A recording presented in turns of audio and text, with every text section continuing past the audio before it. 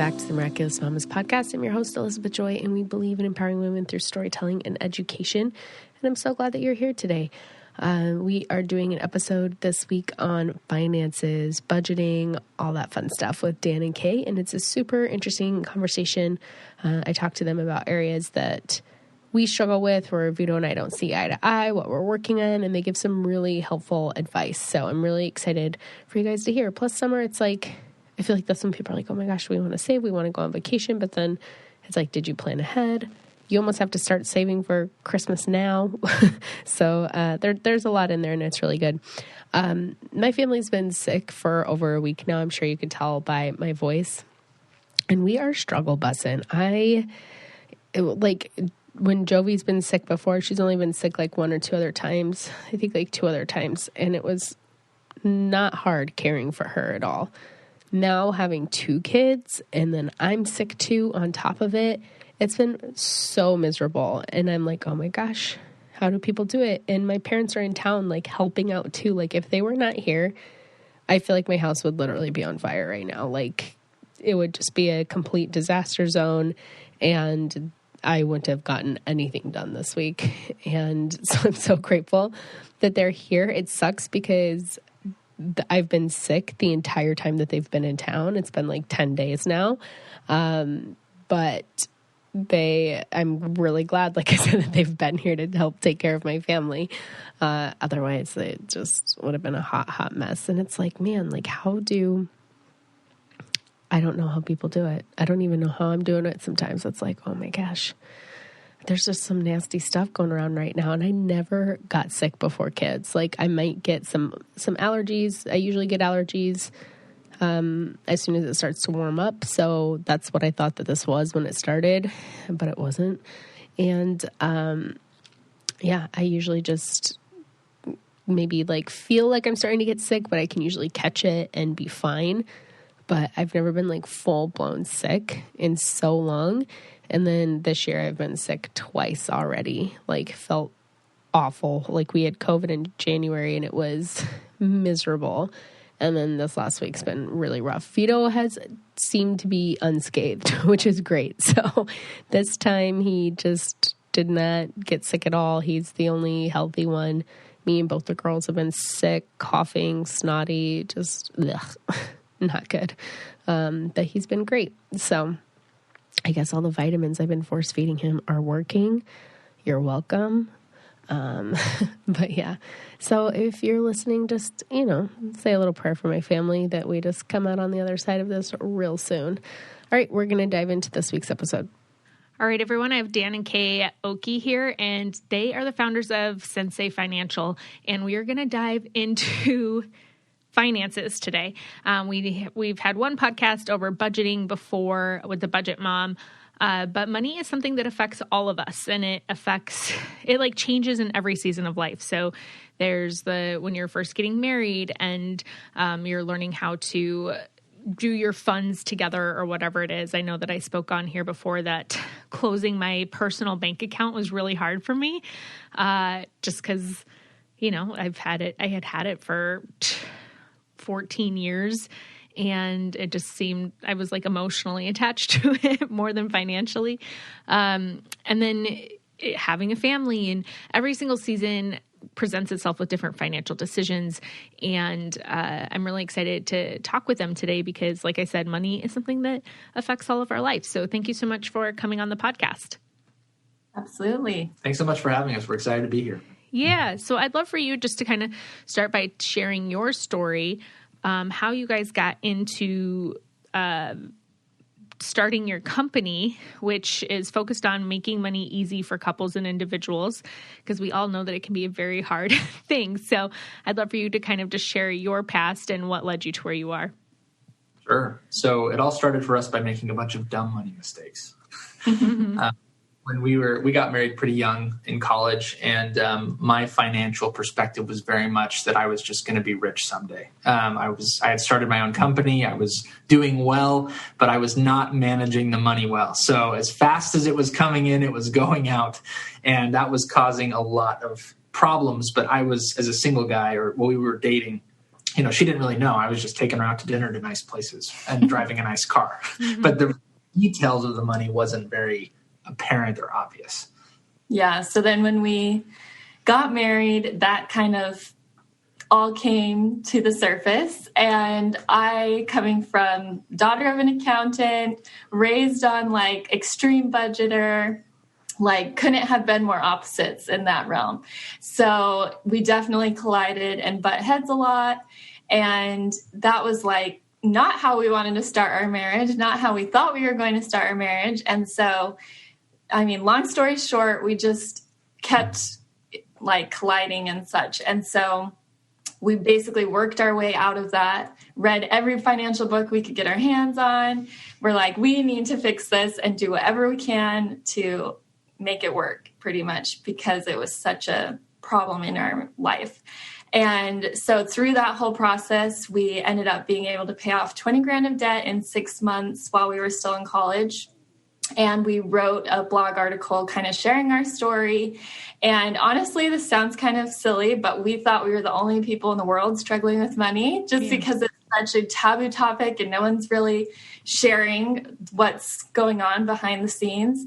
And so that really opened our eyes when we were vulnerable and shared that blog article. Everyone came out of the woodwork saying that they also were struggling, or they had either currently or they had struggles in the past.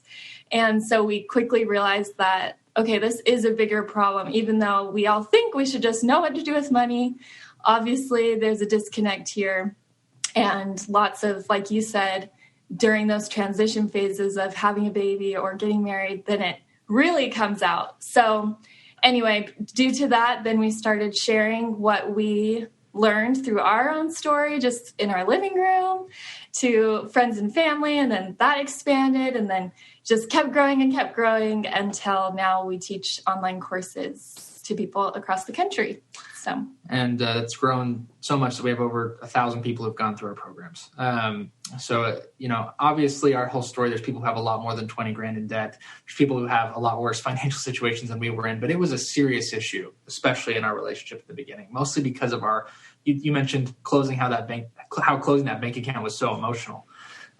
There's so many aspects of money that are so emotional, and they keep surfacing when you have a child or another child, or you lose a job, or the COVID-19 pandemic happens. There's just so many things that reveal our deep emotions around money.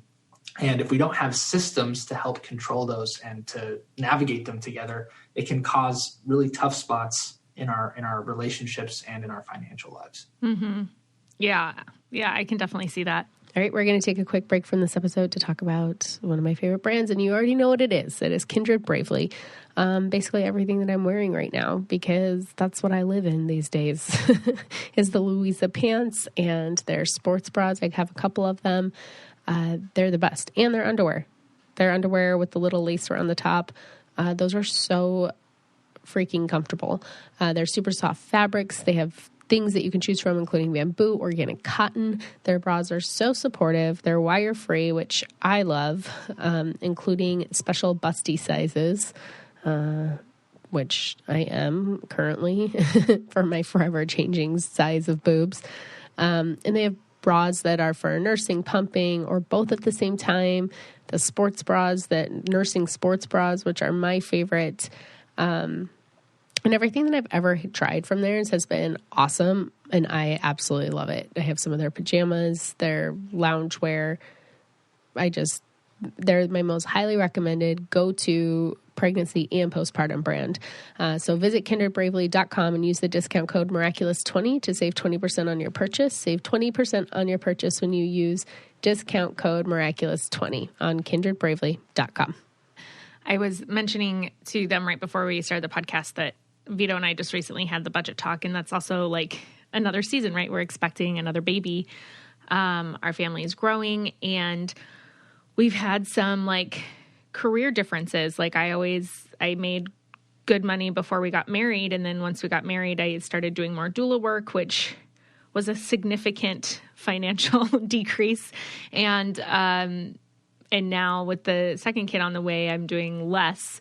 And so also going from like 2 incomes to 1 is a big difference for me. And that's like where I think like we have our differences, because Vito's always been a saver. So I would say he's more like Kay. Like he has invested since he was in college. Like we put a certain amount aside that gets invested every month.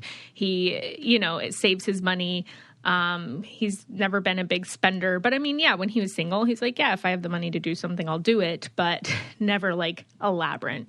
And for me, I used to work, save up all my money, and then just go travel and backpack for 6 months and spend all of it. So, I didn't really have any savings really. I did. I mean, I paid for basically all of our wedding costs, like was like, I budgeted for, but like, as far as a savings account, like not tons. When I stopped traveling, that did increase, but now like going down to the one income, we're like, holy crap, like we're realizing where we spend money differently. And for him, I spend too much on like supplements and vitamins and things like that. It's the food, right? That's what I hear from like every mom is like, he says we spend way too much on groceries. And so we're going to try to do like the envelope thing for the grocery thing. Cause, I'm like, I don't see where I can cut back that much, cause we don't waste a lot of food. Yeah. But I have overspent on supplements. I could say that. And then he like, we're doing house renovations, but slowly. And he's like, we just need to finish this project. And he just wants to get it done. And I'm like, we can't right now. Like, I would rather feel comfortable in the bank and not have this finished for 6 months, than get it done and be like, we have no money. So, you know, to just, sorry, repeat what you said. With a new child and yes, absolutely. Right. So that's like where we have differences that we're like working out. But we literally just like talked about the budget this last week, because we were looking at our bank account. And we're like, how did we spend that much last month? And it's like, where does it go? Is that like what a lot of people tell you? Like, we don't know where that money went. Like, how did we spend this amount of money in a month when like, it's not like we changed that much. Yes. Absolutely. Well, I let's answer that question. I am curious what sparked you're moving off of, you're not going to be doing doula work as much with the new baby. Is that correct? Yeah. I stopped a few months ago. Yeah. And so you're moving off of that. So you're decreasing income. And so what prompted the discussion this week where you're like, all right, we need to talk about this? Well, because Vito was looking at our finances, because we were, end of the year going through like tax stuff, and he has, I don't know, like the Minted app. I don't know which app it is that shows like how much you've spent. And he was like, we spent way more than what we brought in. Like, how is this even possible? So we started like going through and looking, and then even looking for the month of January. And it's like, and he's like, if we keep spending the way we're spending, we're going to have zero money. Not only zero money, but we're going to be negative. Yes. Yeah. So, but also there was like some larger purchases in there with the baby coming, with a few things that are just like a one-time purchase. That's not like, our TV broke. We had to buy a new TV. We only have one in our house. You know, it's not like we were buying multiple TVs. Yeah. So there's like a few like larger purchases in there, that were one-time things, but also we were just like, holy crap, we spent a lot on food. So you obviously were in agreement with him, but was that like, and it sounds like you have a good relationship overall with that, but like, was that threatening at all when he came and said, hey, you're spending too much on supplements? Or is that kind of your own realization? Like, I guess what I'm asking is, what did that conversation really look like for you guys? Just kind of in the details. Because I think some people know they need to have that conversation, but they don't know how to get it started in a way that won't ruffle feathers. Yeah. I mean, I definitely would say my feathers got ruffled a little bit, because for me, nourishing and caring for my family is really important to me. Mm-hmm. And so like him being like, we have to cut back on supplements or whatever. And I'm like, well, first of all, like, I'm pregnant. I'm not going to not take my prenatals and all the things that I need to be taking. And especially with postpartum coming up, I need to make sure that I'm nourishing my body and taking care of it.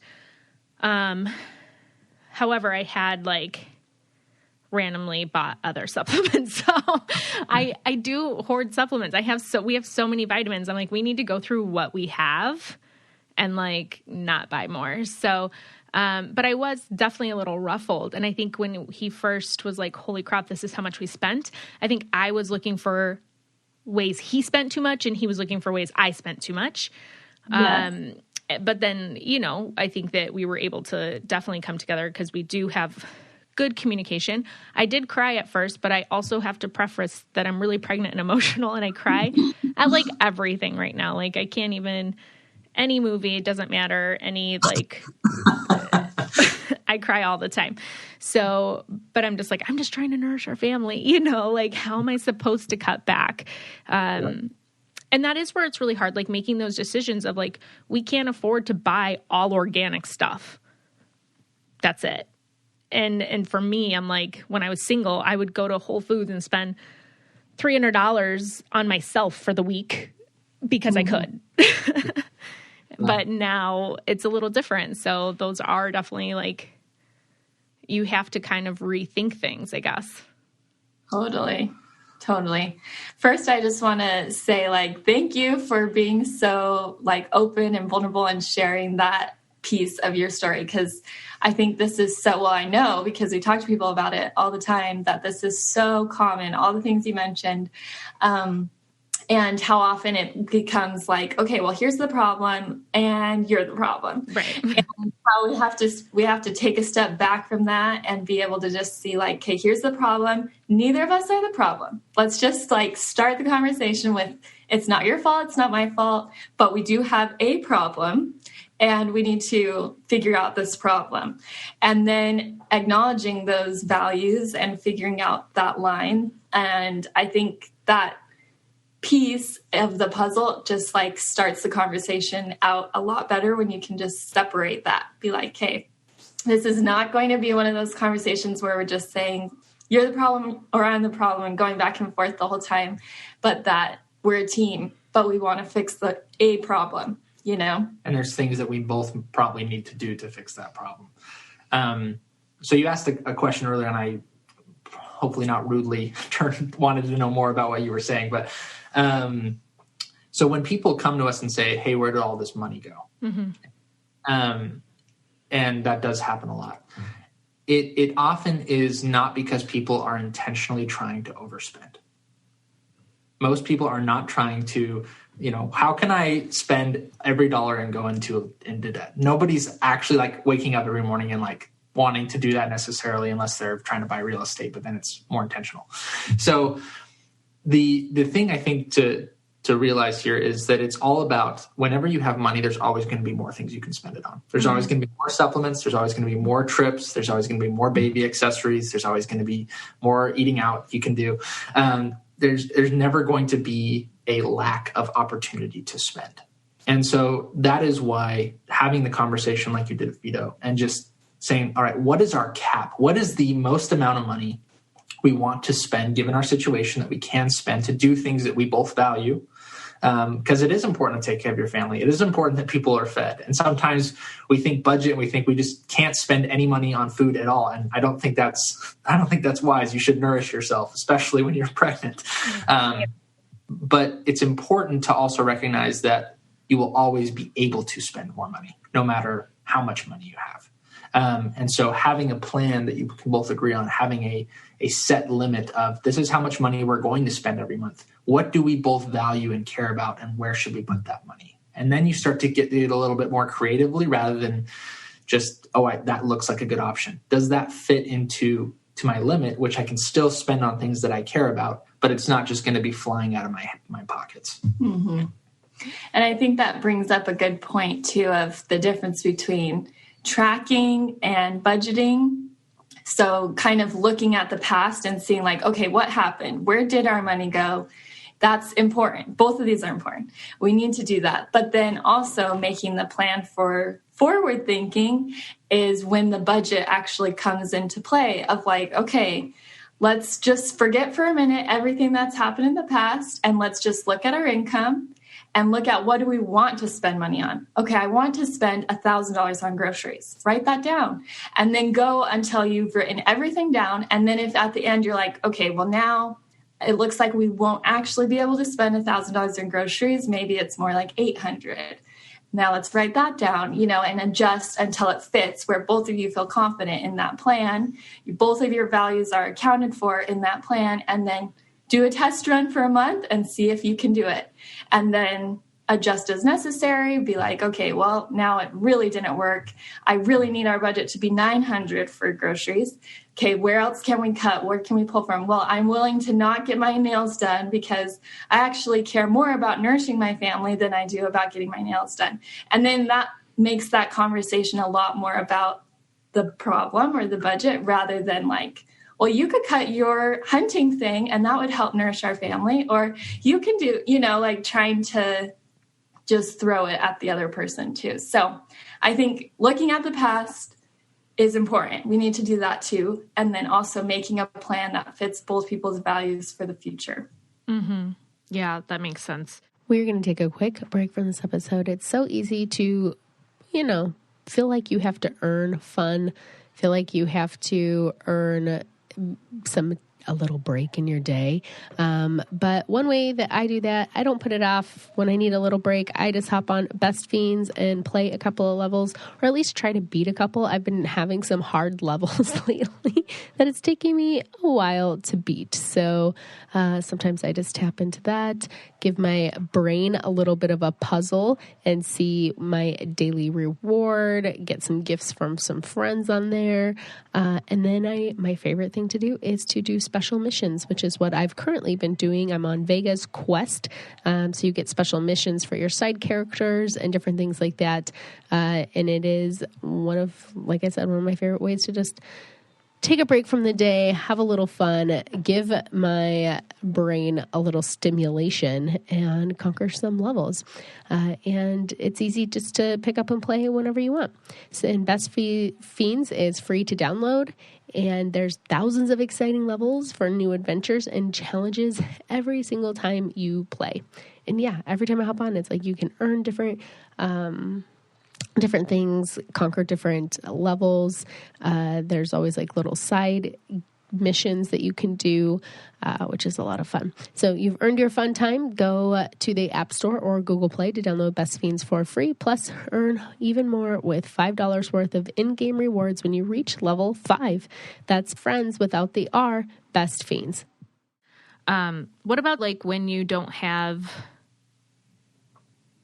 Like two things. I feel like guys never understand how much food actually costs because they're not the ones who grocery shop. So, because this is something I've talked with like my sister-in-law and my sister and whatever, like they're always like, you spend way too much. It's like, come to the store with me and like see how much food actually costs and see what I'm buying. Like, it's not like I'm just buying a bunch of junk. This is food that we eat. And like I said, we really try not to like waste anything. Like one of my like biggest pet peeves is if like something's going bad in the fridge. I'm like, if it's fruit, you got to freeze it, throw it in a smoothie. You have to like do something. Like I hate waste when it comes to food. But also like, I'm not somebody who like, I never get my nails done. I get my hair cut once a year. Like I don't get like facials. I want to get a pedicure before I have the baby. And I think that's fine. Like if we're going to go on vacation or whatever, but I'm not like, there's no like maintenance thing that I do for myself. And my husband's the same way. Like there's not like one thing that he like has to go do. Like when we were looking at the budget thing, he's like, I'll stop going to Starbucks, because he would go to Starbucks and just get plain coffee. He doesn't get like the fancy ones, but still it adds up. It's like $3 a day. That's $15 a week.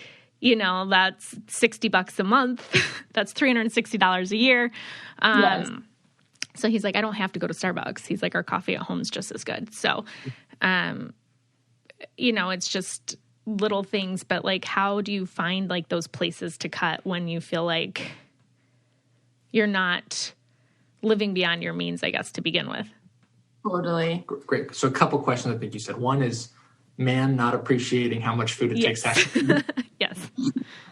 to where are the actual places when you're not necessarily spending extravagantly, and how do you actually find the places where it is appropriate to maybe make adjustments? It sounds like those are the two questions we can discuss. Yeah, the first one, I just want to share a story. I was going to say she should share the story, but it actually comes back to like how I was raised with money, which always comes out in one way or another. But this conversation, like exact conversation, happened with my parents all the time, where my mom would, we had a big family, lots of kids to feed. Food was important. We always had plenty of food, and she wanted to make sure of that. And my dad was like, what is going on? This is so expensive. It's adding up so much. So what what my mom did is say, okay, you try going grocery shopping for the next month and tell me how it goes, pretty much. And I don't remember all the details. I was young, so I don't know how long it lasted. But I do remember my dad started going grocery shopping for a time. And we had like frozen burritos and cereal and like really sugar stuff you didn't normally eat. Totally. Yeah. Stuff we didn't normally eat, and also not very nourishing food.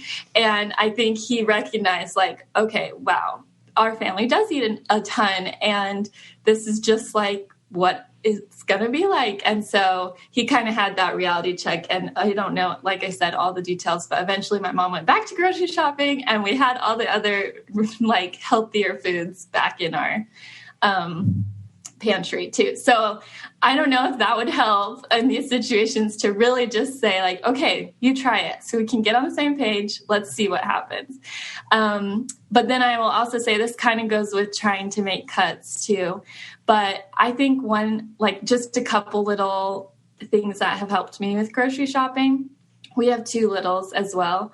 And what has helped in our situation is like, I kind of figure out like what level of like convenience I want. Like if there are ways, like, let's say if organic is more important or convenience is more important or whatever. So in certain stages of life, I'm like, I need a RX bar because I don't like, especially postpartum, I'm not going to go make homemade Lara bars for my family, but I don't want to have, some junky snack. And that's the only thing that I'm feeding myself and my family, but I need that convenience. But other phases of life when I'm like, you know what, I can make a green smoothie by myself. I don't have to get the convenient ones, I can just make it from scratch. So I think kind of evaluating that based on your stage of life can really help. Even though I value both of those things, that I can kind of change based off of our situation at that current time. It's not forever. I don't have to give that up forever, but at this stage, where our budget is and where my energy levels are, those are 2 values that I can give up. So there's lots of different things. Maybe it's not convenience and you're fine with making homemade bread and, sourdough, whatever, and doing all those things. You have the energy for that. And that's not even on your list at all. You love it. You want to have a garden in your backyard and have eggs from your chickens or whatever the case is, I think maybe trying to look at like, okay, what are my values? Is it really important to me to go to a nice grocery store that makes it a fun experience? Or am I okay with like online grocery shopping, pick up from Walmart? And that's really nice for me, So I think there's just a little more room for those values to make changes, that it doesn't always have to just be the amount of food you get or the dollar amount. That's the variables that you're changing. That's a good point. And I also want to acknowledge that I think it's actually very common that in traditional relationships and marriages, often the grocery budget falls on the female in traditional relationships. And I don't know why that is, but it just seems, I won't dig myself in a hole here, but that is something that I think that a lot of men don't have to think about is, what are we eating this week? Who's doing the meal planning? How much food do we need to buy? That's just not something, even in our relationship, I've had to do much thinking about. And so it is easy, as the one not doing the grocery shopping, to look at the budget every month and be like, how did we spend X amount of dollars on food this month? and to criticize a number rather than actually understanding the frontline experience, because I have not been there. And so I think the reality is, and this is us as ones who are not participating in managing the grocery budget, is we need to take a step back and also just maybe take a humble pill. And maybe you should, if you're listening to this and your husband does this, send him this clip, but just have him come grocery shopping with you, and help him see that frontline experience. I have to recognize that if I'm not the one managing it, that I should trust my partner who says this is what we need for our family, and recognize that her intent is not to bankrupt us or overspend. It's truly to feed us and nourish us. And if it's something that really bothers me, then I should be willing to step in and work out a plan together, not take that from her, but also truly understand what she's seeing and why she's making the decisions that she is. Because in most cases, I really don't think there's a lot of women out there trying to overspend just because it's fun. They're trying to make decisions that help and bless their family. Things that really helped us, especially, was online grocery shopping at the beginning, which we've kind of gone on and off with, because you can see the running balance as you're adding things to your cart. So it kind of helps you stay in budget. We weren't never big couponers. We just didn't have the time for that. So we never did anything like that. Second was meal planning. Just what are we going to eat this week? And then buying the ingredients for that, looking at what we already had to see what we could fill in with when we did go to the store, and then going typically around once or twice a week to the store. I know those things helped us. Yeah, and specifically on the same day of the week is helpful, because sometimes you are running to the store to get a gallon of milk and a few of these things, and those things add up a lot more. And it was helpful for me to divide the budget up. Let's say you had $800 and there were 4 weeks in the month, to try to break it into a weekly budget of $200. That was easier for me to try to stick in that, especially when I was doing the online grocery shopping, because you could see that total and be oh, okay, so maybe this week I won't get the extra chocolate I was hoping for or something. I don't know. There's sometimes little things that you can adjust. And then your second question of how do we find the small things to cut? I think you did. I think you recognized that he values coffee, and you mentioned 2 specific examples. He values coffee, you value supplements. And so you should put that in the budget. He can have a coffee budget and you can have a supplement budget, and then have that accountability of just planning ahead of this is how much we're going to spend on supplements every month. This is how much we're going to spend on coffee every month. And that allows it, rather than we just have to cut back, rather than, no, I can spend this money. We agreed to it, and I should feel no guilt for buying this coffee or going to Starbucks X amount of times or buying the supplement that I want. For me, I love eating out and I love Lululemon clothes. And so I need a budget for those things. He loves Lululemon clothes. That's almost all that he wears. Yes. Yeah. Well, it's so, we won't turn this into a Lululemon love session, but yes. And so it's important, if you value something like that, to plan to spend money on something that you love, rather than just cutting back because you shouldn't. Because that just makes you feel guilty, and then you'll probably end up spending the money anyway, which causes more conflict. So if you love spending money on something, plan to spend a certain amount of money on that thing. And it may have to, like you said, if it is a cutback season, you're in one of these, it may mean you have to give and take a little bit. So maybe it means I can only save $10 a month for my Lululemon pants, and it may take me over a year to save up for these, but that's what I care about, So I think that can be one way when you're trying to figure out, I want to add it into my budget, but you just said cut back on things too. So how does this work? That it may have to be smaller chunks, but that you can still fit it in. Mm-hmm. Yeah, that makes sense. One thing we also recently did, because I had a business card for my business, and then we had a credit card together, and then we have our Costco credit card, which we put a lot of stuff on. And our other 2 credit cards, even my business one, every month we'd pay off our cards, but there was still just always stuff on there. And so we recently went through that, and we actually closed those cards, and we're just going to have our one Costco card. I linked whatever business stuff I could to a business checking account that I opened, like a debit card. And because it just seemed like, again, money was disappearing. And so like going through and being like, how come this never has a zero balance? Like I pay it off, but there's always something there. So putting everything kind of together on the one card has been like good for us, because you see then in the one place how much you're spending, and everything like that. But on the other card, we did have extra, like you earn bonus points or whatever your points you get. I used the points for Starbucks cards for Vito. So I'm like, because we didn't have a lot of points left, we had like cashed them out, and then whatever was like remaining, I'm like, oh, here's like $30 Starbucks card, like that's your coffee for the month. So I'm like, oh, cool. We could use the points for that. So you don't like have to fully give it up. Yeah, that was nice. No, I love that. So yeah, simplifying to one card, just not having multiple places where you could spend money, allowed you to have more visibility and transparency into what was actually going on. Yeah. Yeah. When he's like, because he, like I said, he's very financially, like from when I met him, he's been saving forever. And that is one thing we do budget for, is the savings. So we're like, okay, if this just comes out of our account every single week, we never see it. We can't touch it. We can't spend it. So, but he, oh man, where was I going with this now? I'm going to blame pregnancy brain here for a second.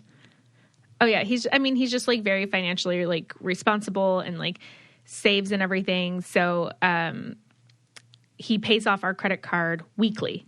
Like every Sunday he pays it off. So then it's like, wait, we spent this much in a week? Like not just the month, like the week. Like what did we do this last week? Like why is it so expensive? Yes. We've been it's just been like the last couple months that we've been like talking about it and just trying to figure it out.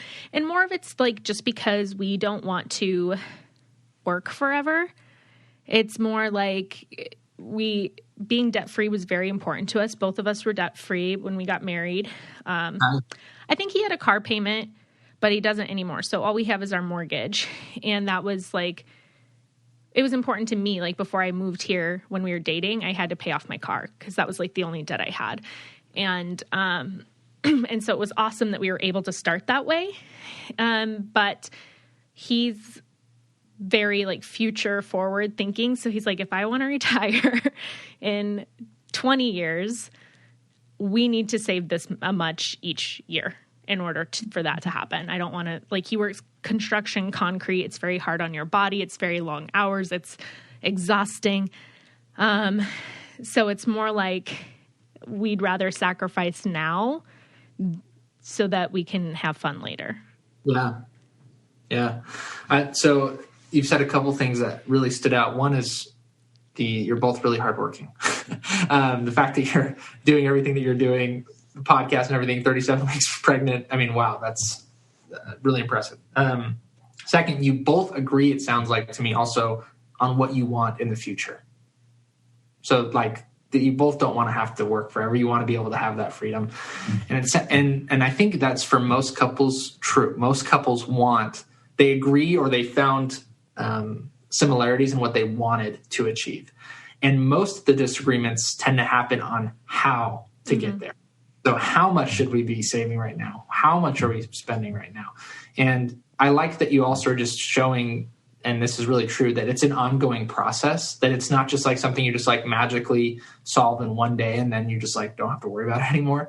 Money is an ongoing conversation. It's an ongoing, okay, what if we just went to one credit card? Okay, what if we paid off the credit card every week and trying new things, see what works? It's something that we don't just like magically know how to do because we become adults or because we get married or because we have children. And so I just think that's awesome that you guys are learning and trying new things and working together to build that, because that's exactly what you have to do. There's no magic bullet to managing money. Mm-hmm. I would say like where we disagree is like when he's like, we need to do this project for the house. I'm like, I would like to take a vacation. Like that's where right now I'm like, I'd rather not redo the basement and go on a trip. Where would you go? Where would you like to go? Oh, anywhere, honestly, right now. So I think like we haven't been anywhere since our honeymoon. So we've been married 3 years. And like I said, I used to travel a lot. And now that I live in Chicago, like whenever we get the chance to travel, like we go see family because my family's not here. So like we'll go to we'll go to Texas, we'll drive to Indiana. I have a family reunion every year, so we're going to do that this summer back in Nebraska. And so it's like hard when we do have like money, we don't get to spend it on like a vacation. We want to go see family. But I'm like, we need like a vacation, like anywhere. Also, it's like, I'm in Chicago right now, so it's cold. Like I usually love the winter, but having a toddler and being pregnant has made me not like it this year because you're stuck inside with a kid. I'm pregnant. My back hurts. It's just like harder to get outside. And when I was pregnant with my daughter, it was summer and I was taking my dog for walks all the time. We spent so much more time outside. It was so nice. And so I'm like, I just need to be on a beach. And we had a vacation actually planned. And then Omicron went crazy and we ended up getting COVID. So like everything just got changed. So, and now I'm too pregnant to travel and then I'm going to have a new, it's just like ongoing. So I'm like, I want a vacation somewhere, somewhere warm where I don't have to cook or clean for a few days. That's it. Yes. So real. Yes, absolutely. And, the hard thing, I mean, this is just a side note, but yeah, you have a baby. It's not like you just are magically not having to worry about anything because you're now taking care of the newborn. Right. I can see why. So it'll be a while, before we go on a vacation, but that's where it's like, okay, we could not and like put the money towards something else.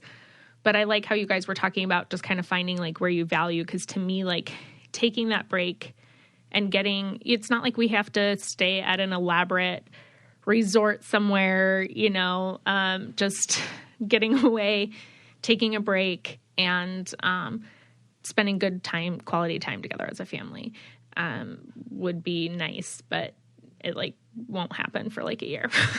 Yeah, totally. So, I mean, this is not to make this a y'all's relationship money session because that's not what this is. But I think that's a good example of like we all have things in our relationship where it's finish the basement versus a vacation.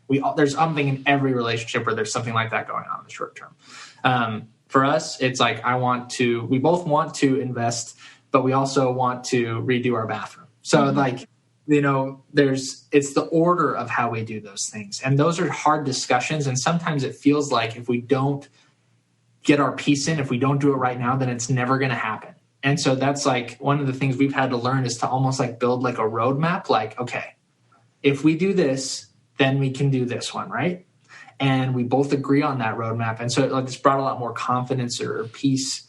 And it's something that we've seen helped other people is to be like, all right, this is the first thing we're working on. We're going to go on vacation first. Then we're going to finish the basement. Then we're going to buy a new car. Then, and it's just building that roadmap allows both people's values and goals that are a little bit bigger than just a monthly spending expense to get on the view and that we can say, all right, we finished this. It's now time to do this one. And we both agreed to that. I think, it is tough. It is tough when you both have things that you care about or want to get done and how to navigate those circumstances together. Mm-hmm. Yeah, that's really good advice. I'd love for you guys to kind of talk about, like, what are the biggest things, I guess, maybe you see in motherhood with finances? Again, it's like just such a different season of life. So what are you guys seeing that people come to you most during that season? I'll probably be quieter during this. No, too. I think there's kind of different seasons of motherhood, but I would say especially for new moms or first-time moms, there's a lot happening at once. You have, the medical expenses of the baby coming. You have the expenses, the one-time expenses of needing to get a crib or a bassinet and the clothes and whatever. Then you have the ongoing expenses of diapers and wipes and pretty soon baby food or formula, if that's a need for you. Whatever the case is, you start having the ongoing expenses too. And then you have preparing for their future, your kid's future. Do you want to pay for their college? Do you want them to be in extracurricular activities? And all of that gets so overwhelming. Plus you're hormonal, plus your body is you're trying to do your own thing with maternity clothes and your body changing all the time. And then things like that dual income to single income or a big childcare expense or whatever. There's just a lot happening all at once at that one time. So a few things to kind of break that down. One, we've talked about it a ton, but communication is so critical, because anytime you have that much happening at one time, there's bound to be things from your past to come up, things of how you were raised with money or how your spouse was raised with money, or things you picked up from society or cultural things. Just lots happening there. So that's the first thing I would say, is definitely communicate all of that. And what are you going to add? The way we've found that has really worked with us is to have a 30-minute weekly check-in, financial check-in. And so even this last week, Michaela has decided that she's going to be responsible for the clothing budget, because I'm just not that good at clothing our children. Not very good at the designing part of it either. But she said, "Hey, Lucy's running out of clothes. We need to get more clothes." So Lucy's our 3-year-old. I'm not involved in that world. I don't know. I mean, I help Lucy get dressed, but I'm not sitting there counting, how many shirts and pants she has.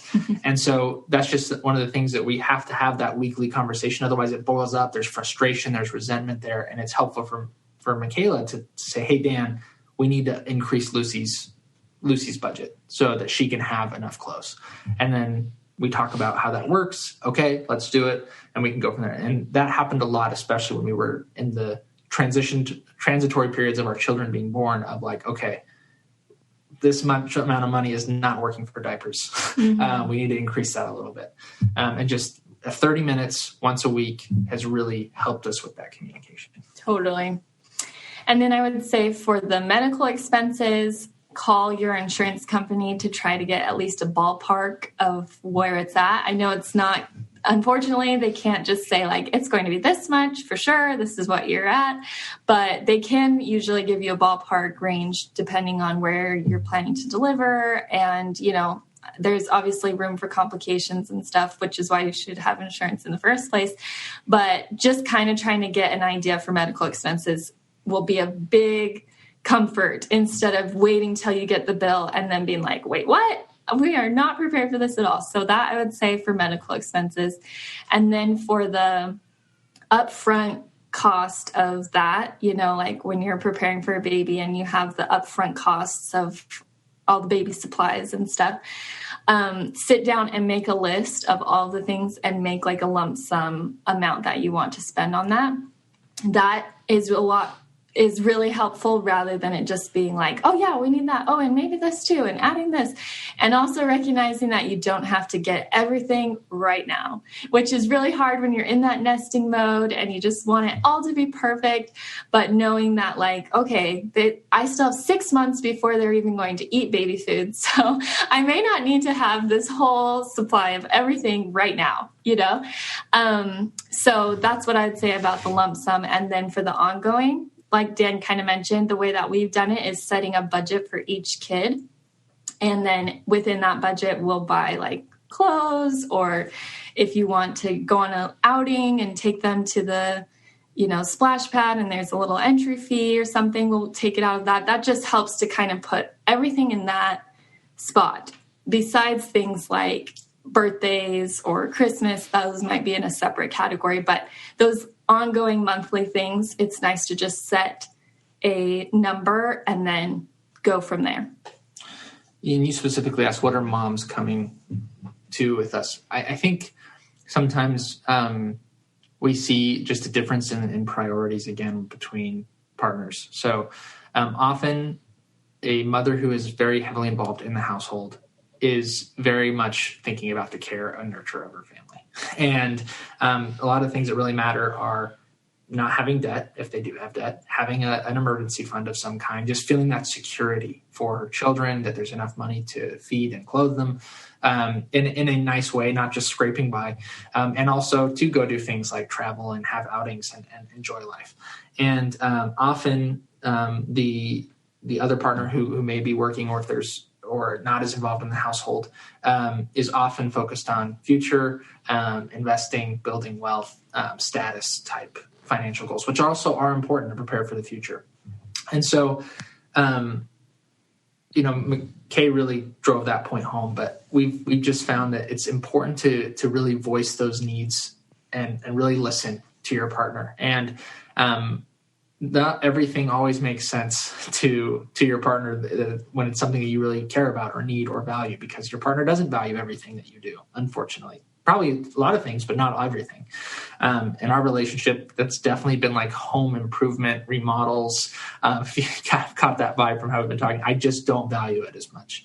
But that's something that's really important to Kay. And so we've had to have continual conversations and work through those things through the weekly financial check-ins, and really listen and stop and say, okay, she values this, she cares about this. It's her money too. It's not something that's just mine. We share this. That's what we decided when we got married. We were going to share everything. And so how can we make that work for both of us?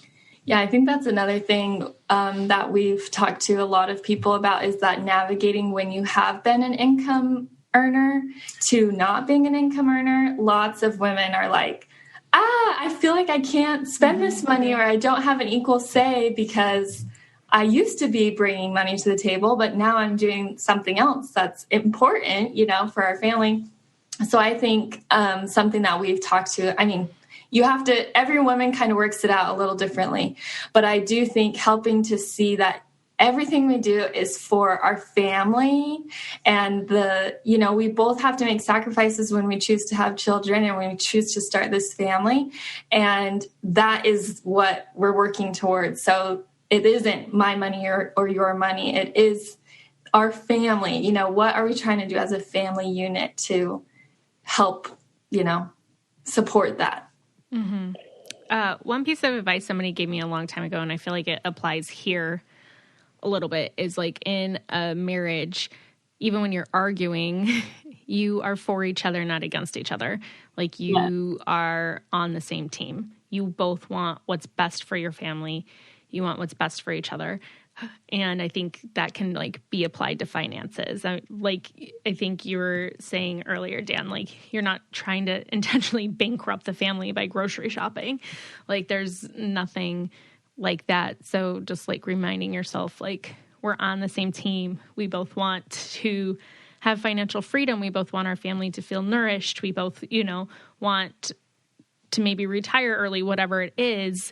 Okay, how can we have that conversation to get there without blaming or pointing or feeling guilt and all of that? Because that was going to be my other thing of when you're not the income earner and maybe having guilt around spending money or feeling like you can't do certain things, and that can be a challenge as well. Yeah, no, I really well said. I think that's the most powerful, the couples that we work with that really just excel, and is when they stop saying my way versus your way, and it becomes our way. That is how people win with money. It's how families and marriages and relationships win in life. Mm-hmm. And it's not just money, it's parenting, it's, values. It's all of those things combined. And on your last point of, women who leave the workforce in some capacity to take care of children. That is a very common thing that we see, that most women who do that feel some form of guilt for spending money, or some form of they're not contributing, so they shouldn't have a say as much, or they default to their partner who's earning more money. And that, in our opinion, is not correct. You are both equal partners in the management of resources and finances and have equal say. And that goes, and your values matter just as much, regardless of how much money you do or do not bring to your family and your marriage. When we first got married, Michaela, I brought a car. She didn't have a car, so she took her about a year to stop calling it my car because it was ours. And that's the truth on everything that you have in marriage, from from our perspective. Yeah, I will add just one thing along the same topic of like, yes, it is so helpful to have that like us thought, but I also think it's natural to want to have some individuality, I guess, within finances. And like, you gave up your bank account and then you're like, what? Now everything is ours and I have nothing that's like I get a say in or like I can make a decision on. And one thing that we've done and we teach our clients to do is to have like a his and her fund. And when we were first married, it started out really small. I think it was like $10 a month and then up to like 15 or something. Like it was hardly anything. So you wouldn't think that that would make that big of a difference, but it totally did. That like I can spend this on anything, no questions asked, whatever I choose to do. Like that's my, as long as I stay within that budget this month, or I choose to save it, you know, for something else. And that, I think, in combination with that thought of being us together helps to keep that individuality and that control piece that is still important in a marriage too, that you don't have to decide every single thing together. Yeah, I would definitely just echo that. Having my own money that I can spend without having to ask Michaela is awesome, and vice versa. Mm-hmm. And it's like, great. Like, I don't have to worry about it. You're not worried about the 5 Amazon packages that show up, or you like list, or why are you buying Lululemon again? like you get to decide. So I think it eliminates a lot of the you versus me thing too. Mm-hmm. Yeah, that's a good idea. I feel like mine would still just all be saved for supplements.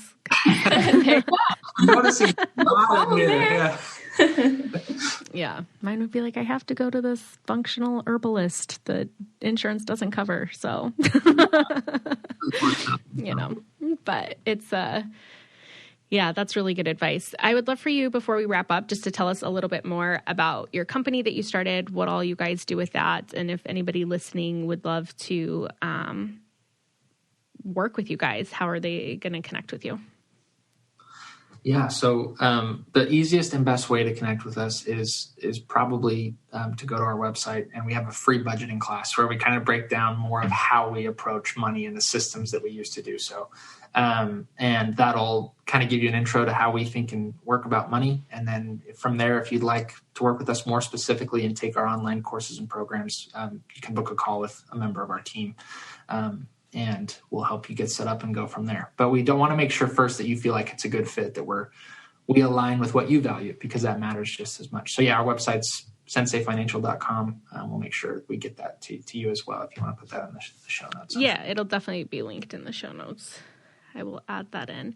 Yeah, that's awesome. I mean, I know like a lot of people who have gone through programs and it has significantly helped them. I know like 13 years ago, my sister and her husband did like the Dave Ramsey thing. I recently had a friend and her husband do like a financial thing to pay off all their debt. And it can be hard when it feels like you're trying to work on your finances, but you also sometimes have to invest to work on your finances. Right. I mean, in anything, like you have to. And I feel like those are probably the people that come to you that are at a place where they're like, listen, we understand that we're going to have to invest in order to fix this, but ultimately you're gaining so much more on the other side.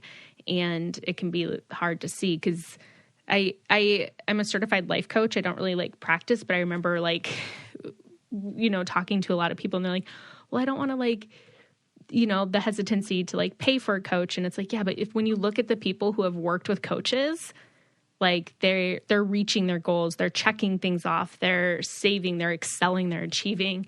And it's just so worth the investment in yourself. Yeah, that's really well said. It feels sometimes counterintuitive to spend money to save more money, but it's just helpful to have, there's just things we don't know. And it's valuable to acquire those, those things. And also to have that like third party, I think when you are kind of in that, like, wait, what about this and this? And what are other people doing? And having that community where it's just like, you can crowdsource and get, tons of people who are taking the same program, understand where they're at and open that conversation. So yeah, there definitely are lots of benefits depending on your need. But yeah, not everyone needs that hand-holding help. They can navigate with, listening to podcasts and reading books and such. But for those people that want that like next level third-party help, accelerated progress, then that's another option. Yeah. And the good thing with like that too, though, is that it forces both people to kind of come.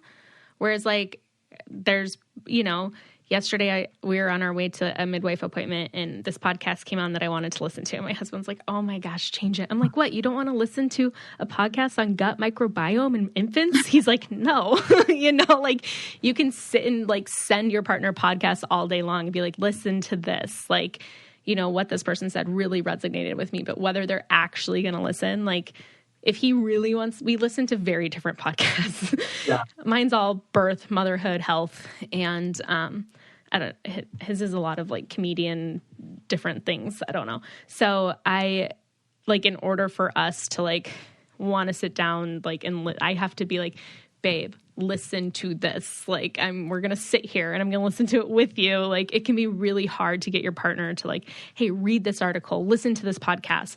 They're like, yeah. But you're like, hey, we're enrolled in a program to get rid of debt and do this thing. And we both have to show up. Mm-hmm. Yeah. We actually really, we rarely take a call if both people in the relationship aren't on it because it's hard to do it by yourself. It really is. So if your spouse really won't, and I guess maybe just addressing those whose spouses refuse at all costs to do the things that they should and be supportive, sometimes it does take your own efforts and they start to see the progress and they start to see that you care about their financial needs and values, and that can also help them get on the same page as well. Mm-hmm. Yeah, that's great. Well, thank you so much for coming on. Thank you for your time and your expertise and basically just like coaching me on here for the first half of the call, me telling you guys all of our financial stuff. And I'll have everything linked in the show notes for those listening so that you guys can check it out. And I just want to thank you again for your time and education today. Thank you for having us. Thank you. I hope you guys got some really great tips for budgeting, how to get your partner on board, where to agree, how to figure things out. It's something that we are definitely still working on. And I can't wait to listen back to this episode to remind me of those tips because we've still been going through our budget and stuff. I recorded this a couple months ago. So then we've been slowly being like, okay, every month seeing where our money's going, what changes we need to make and all of that. But yeah, it's hard, especially if you don't agree on certain things or it's like, hey, you need to stop, like how we said in the episode, like I'm the primary like grocery shopper, supplement shopper, all these things for my family. So if Vito's like, whoa, but he actually doesn't really care how much I spend on groceries because he can see that we really don't have any junk food in our house and we use everything that I buy. I really hate when food goes to waste. So we pretty much use everything and we don't just have like crap laying around everywhere. And so he doesn't really mind how much I spend on groceries, which is nice. But the cost of everything's going up too now. And that's hard. It's like, okay, how can we cut back? But then costs are rising.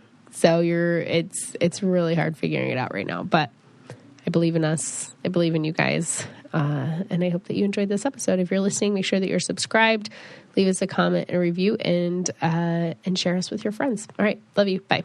If you want to be the most interesting person at the cocktail party, well, hop on over and listen to the Brain Candy podcast. Our award-winning content will have you laughing while you're learning. We read all the best articles, books, and studies and keep up with new TV shows, documentaries, and pop culture. And then we cram it all into 2 shows a week. Conspiracy theories, cannibal rabbits, unsolved mysteries, the history of the Walkman. There's something for everyone. The Brain Candy podcast. Find our link in the show notes. Or simply search for the Brain Candy podcast on your podcast app.